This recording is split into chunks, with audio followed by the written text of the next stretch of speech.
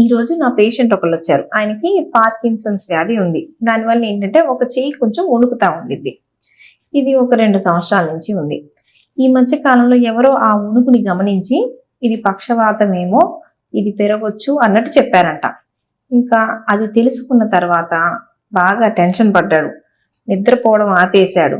దానివల్ల వణుకు అనేది ఇంకా ఎక్కువైంది. సో వాళ్ళ ఆవిడ వచ్చి చెప్పింది, నేను ఆయనకు చెప్పాను ఇక నుంచి అసలు ఇంట్లోంచి బయటికి వెళ్ళకండి, ఎందుకు అంటే బయటికి వెళ్ళినప్పుడు మీకు ఎక్కువ అవుతుంది, టెన్షన్ పడుతున్నారు అని. సో ఇక్కడ జరిగింది ఏంటి అంటే ఎవరో ఆ రోగం గురించి, వాళ్ళకి పార్కిన్సన్స్ గురించి తెలియదు, వణుకు గురించి తెలియదు. వణుకుకి పక్షవాతానికి అసలు సంబంధం లేదు, కానీ ఇది పక్షవాతమేమో అని చెప్పారు. ఎందుకు చెప్తారు ఇట్లా అంటే, మామూలుగా మన సొసైటీలో సమాజంలో నరాల రోగం అంటే తెలిసింది పక్షవాతం ఒకటే, మిగతాయి చాలా రోగాలు ఉంటాయి. ఇప్పుడు పార్కిన్సన్స్ గురించి తెలిసిందా అంటే తెలియదు. కాబట్టి ఏ ఇబ్బంది వచ్చినా ఇది పక్షవాతం ఏమో అని చెప్పేస్తారు. సో దీనివల్ల పేషెంట్స్ చాలా మంది పాదాలు తిమ్మిళ్ళున్నా, తలనొప్పి ఉన్నా, చూపులో తేడా ఏదున్నా కానీ వచ్చి చెప్తారు, మా ఇంటి దగ్గర వాళ్ళు ఇది పక్షవాతం అని చెప్పారు, సో నాకు భయంగా ఉంది అని.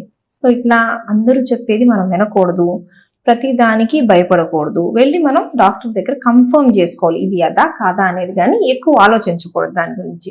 సో ఆ పార్కిన్సన్స్ పేషెంట్ కూడా అదే చెప్పాను, ఇది అసలు పక్షవాతం కాదు, నువ్వు దీనివల్ల మంచం మీద పడవు, బిళ్ళలు వాడుకో, అప్పుడప్పుడు వణుకు కనిపించిద్ది, వాళ్ళు వీళ్ళు చెప్పేది మాత్రం నువ్వు పట్టించుకోకు అని. ఈ మధ్య కాలంలో న్యూస్లో చూశాను, చైనాలో ఇప్పుడు ఆన్లైన్లో ఎంతో మంది రోగాల గురించి చెప్తా ఉంటారు. సో తెలిసినోళ్ళు తెలియనోళ్ళు ఒక రోగం గురించి 10 మంది చెప్తుంటారు.